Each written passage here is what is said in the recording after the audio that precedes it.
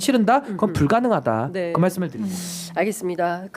시간이 다 돼가지고 오늘 해야 될 게 많은데 벌써 시간이 이렇게 훌쩍 가버려요. 너무 빠르게 가버렸네. 몇 마디 안 한 것 같은데 많이 했나요? 오늘? 방첩사 얘기도 하고 해야 되는데. 방첩사. 끝으로 명태균 게이트 관련해서 네. 중요한 것은 서울중앙지검으로 이 사건이 이송되어서 올라왔는데 황금폰 공개가 임박한 거 아닌가. 예, 왜냐하면 오늘 아침 라디오에 출연한 박범계 의원도 이제 비슷한 맥락의 입장을 밝혔는데요. 또 저희가 창원까지 가서 남상원 변호사 만나지 않았습니까? 근데 남 변호사 생각도 명태균이 스스로 자기는 공익제보자의 지위를 얻어서 관련된 내용을 다 폭로를 하고 싶다라는 거예요. 몇 가지 이제 사진들이 있는데 특히 이제 황금폰이 요게 세대다. 그리고 저거죠. 저게 마지막에 있는 게 USB인데 되게 특이하죠. 저거를 강혜경 씨가 줬대요.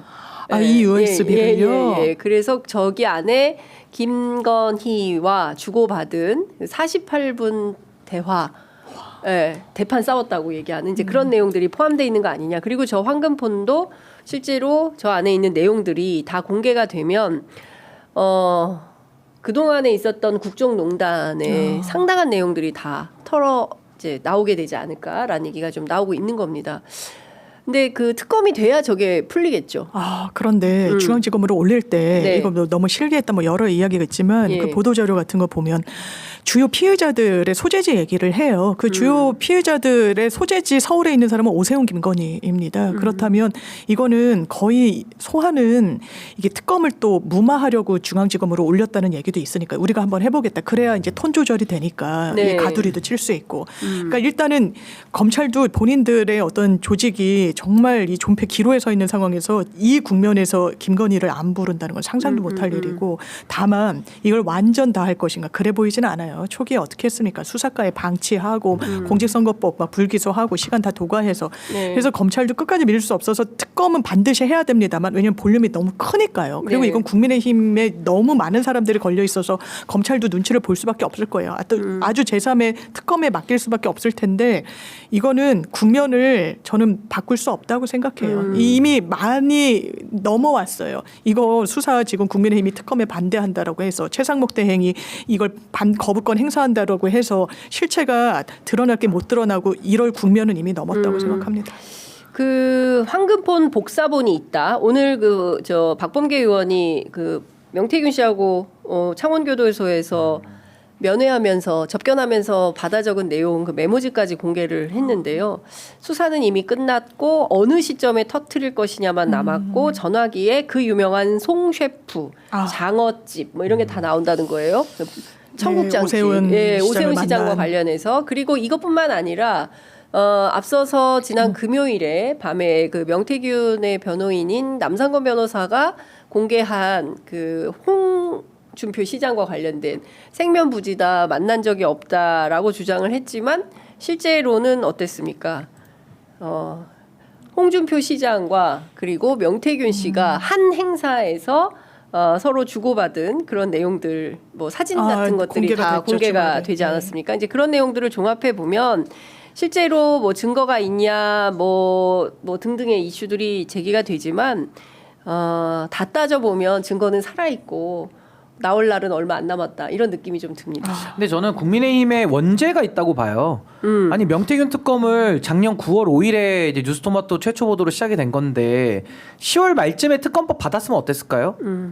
그러면 진실도 어느 정도 밝혀졌을 거고 명태균과 관련 없는 정치인들은 활로 찾지 않았을까요? 네. 그리고 계엄도 안 했을 것 같은데요. 많이 그랬다 그랬으면 상황을 물론 뒤바꿔 본다면요. 네. 그러니까 제가 지금 하고 싶은 얘기가 뭐냐면은 꾹꾹꾹꾹 진실을 은폐하려고 여기까지 끌어왔는데 은폐가 안 된다는 겁니다. 결국에는 저 황금폰을 비롯한 저 주요 증거들이 이제는 검찰의 손에 들어가든 특검이 도입돼서 특검 손에 들어가든 결국 검찰과 특검 다 안 움직이면 제가 볼 때 저건 언론에 공개할 것 같거든요. 그러니까 뭐로 보나 공개는 상수예요. 그리고 검찰에서 수사를 하더라도요. 검찰이 대선 기간에 직접적으로 개입할 수는 없겠지만은 관련된 수사 자료 밖에 안 흘릴까요?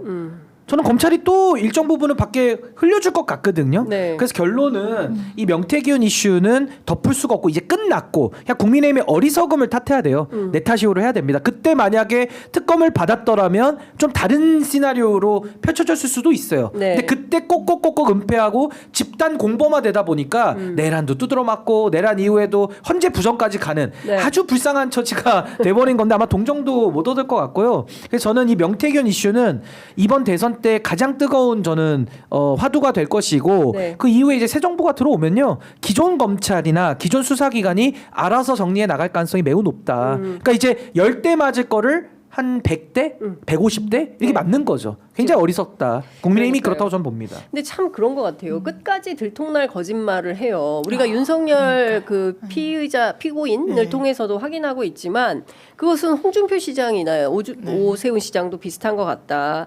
명태균과 한 번이라도 만난 일이 있었어야 여론 조작 협잡을 하든지 말든지 할 거 아니냐. 명태균과 전화 통화라도 했어야 같이 범죄를 저지르든지 말든지 했을 거 아니냐라고 했지만 그 사진이 바로 나온 거죠. 예? 빼박 사진이 나온 겁니다. 저렇게 한 장소에서 사회 보고 있네요, 명태균 그러니까 씨가. 명태균 씨가 사회자예요. 이게 언제냐면 2014년 3월 중소기업 융합 경남연합회에서 개최한 제2회 창조경제 CEO 아카데미 조찬회 행사를 바로 사회 보는 게 명태균 씨입니다. 이제 이런 증거들이 이제 나오고 제가 또 들어 알고 있는 여러 증거들이 있는데 이제 그런 건 차차 저도 공개를 하도록 하고. 근데 어떻게 거짓말을 들통날 아니 얘기를 그러니까 해요? 제가 그 얘기를 하는 겁니다. 참 미련한 것 같아요. 그러니까 제가 볼 명태균 때는. 측에서 어떤 얘기를 하고 있냐면 오세훈, 홍준표를 만약에 국민의힘이 대선 후보를 만들어서 대통령이 된다고 한다면 우리는 또 한 번 윤석열 시대를 맞이하게 될 거다. 또 탄핵이다. 이제 이런 얘기를 합니다. 남상권 변호사가 그런 얘기를 하고 있어요. 그래서 두 사람에 대해서는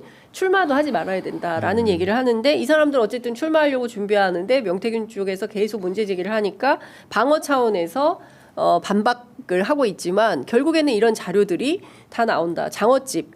예? 장어도 나오지만 네, 송 셰프 이런 거 다 나온다는 지금 거예요. 잔칫날에 돼지 잡겠다는 거 아닙니까? 그 돼지가 누구냐라고 예. 제가 예. 물어봤어요. 잔칫날에. 남상권 변호사한테 그 돼지가 누구냐라고 물어봤더니 답장이 왔습니다.